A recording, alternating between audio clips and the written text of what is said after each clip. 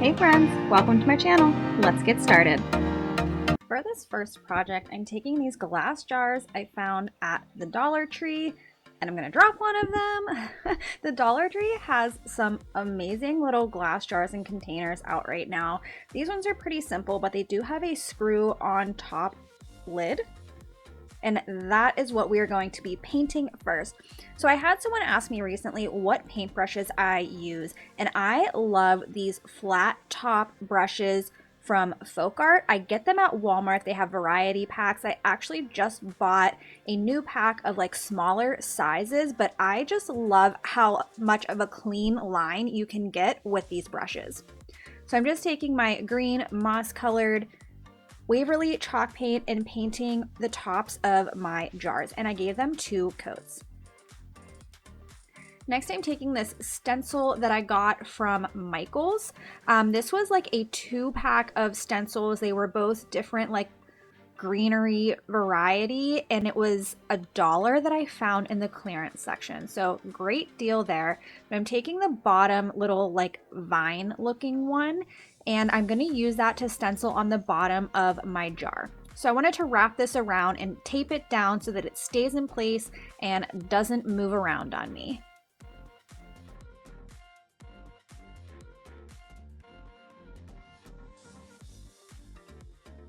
Once I have that taped down, again, I'm just taking my moss colored chalk paint and I'm going to use a little makeup sponge and dab on my paint. So the trick with stencils to get them to not bleed is you just want to dab up and down, do not rub. I prefer to use like a sponge or a dabber, something like that, rather than a paintbrush, because you're gonna get a cleaner look that way. So the stencil didn't go all the way around the jar, so I let that first part dry, and then as you can see, I lined up, I overlapped part of the stencil with what I had already done, and that's going to give you a nice seamless look. And then I just went around and painted on the rest of my stencil. Next, I'm taking these wood beads, I almost called them glass beads, wood beads that I have from Amazon, and I'm gonna fill in one of the holes with my spackling so this looks like a solid wood round bead. Once that spackling was dry, I'm taking this fawn colored Waverly chalk paint, and then I'm just going to paint on my beads. This color matches my bathroom vanity perfectly. And then I'm gonna hot glue that bead right onto the top of my jar lid here. And that's it for this project. I have these in my bathroom. Can't wait to show you guys my bathroom makeover. It should be coming out next week. I just need to edit it. Everything's finished, but I don't want to give you too much of a view at what it looks like.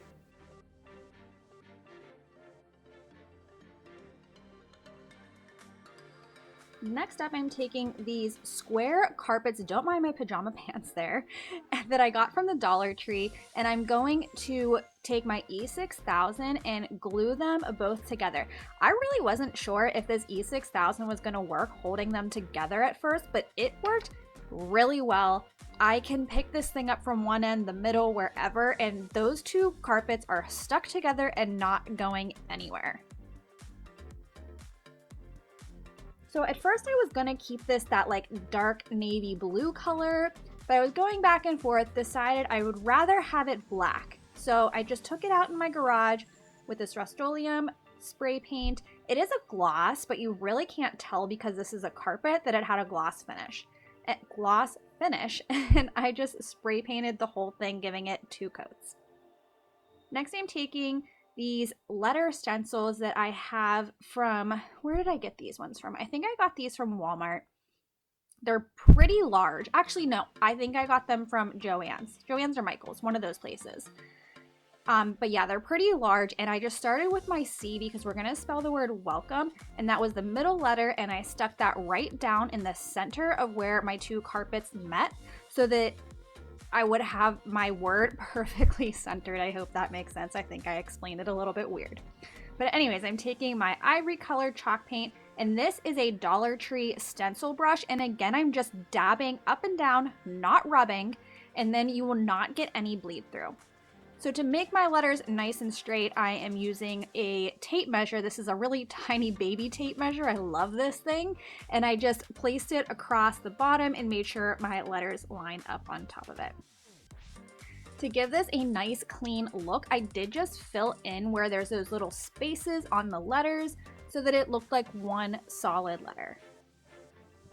Next, I cut out these little lemon stencils from my Cricut, and I wasn't sure the best way to go about like figuring out how to add it on here. So I cut out a lemon with a leaf on it, and I kind of just like put the pieces down that I didn't want in different colors. As you can kind of see there, I added the leaf so I didn't get that part yellow. And then I'm taking a makeup sponge again, and I'm dabbing all over. So then to fill in the leaf part, after I went all around the border with my lemons, then I put the lemon piece of my cutout and then dabbed on my green leaf. I hope that makes sense. You can see what I'm doing. But then I wanted to add some more detail to these lemons because they look just kind of like blobbish right now. So I took some more brown paint, added a little stem, and then this I think is the perfect detail to make this rug look high-end and like I bought it in the store. So I'm just taking some black paint here, outlining my leaves and making sure there's like a space between the leaf and the lemon, and I think this was the perfect detail. And then I just added a black little line down the center of my leaves. Last, I'm just going to spray this with a waterproofer because this will be out on my front porch for the summer. And what do you guys think of this? I absolutely love this. Lemons are really trendy right now, and I am so proud of the way this came out.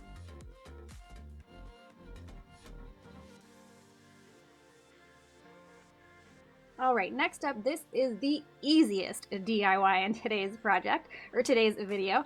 So I'm taking a outlet cover, and this is the second half of that first stencil that I used that was the dollar from Michael's, and I just taped it down where I wanted it, dabbing it with my black chalk paint. And then on the edges here, I just kind of like wrap my sponge around and dab it up and down so that I could like get a nice wrapped look around the side of my plate outlet cover. And then just rubbed off a little spot that I got on the outside of the stencil. But then I just flipped it over on the opposite corner, did the same thing, and that was it. Like, look at the before and the after here. This is an amazing, so simple project to elevate any little space for no money at all.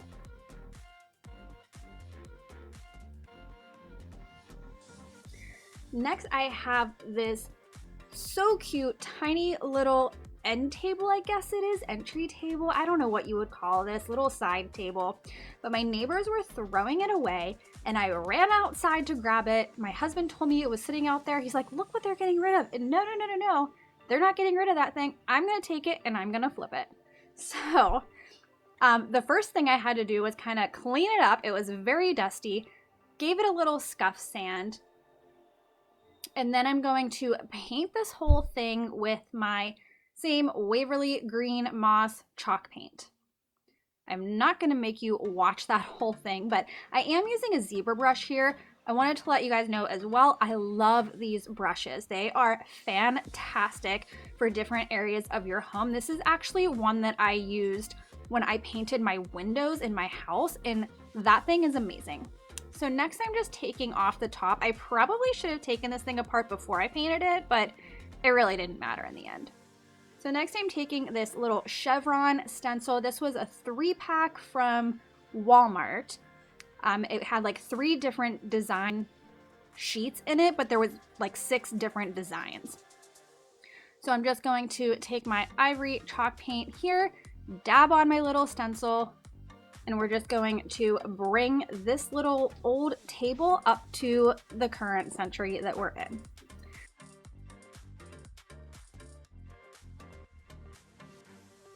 So just like I did in that first DIY, we are going to overlap the stencil where it ended so that we get that seamless look. Like, I don't want to try and guess where that next little piece should be once it ended and the stencil didn't fit across the whole piece.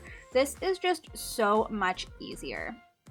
I also did do the bottom shelf, and I wanted to show you the same thing that I did there. I matched up that bottom chevron line on the top row and then also on this excuse me, on the side, and that looks perfect. Like, you wouldn't even be able to tell that this was just a little piece of a stencil that I kept putting on over and over. It looks so good. I love it.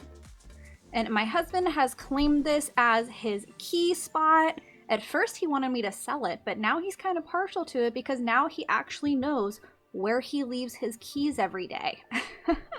He is always losing those things.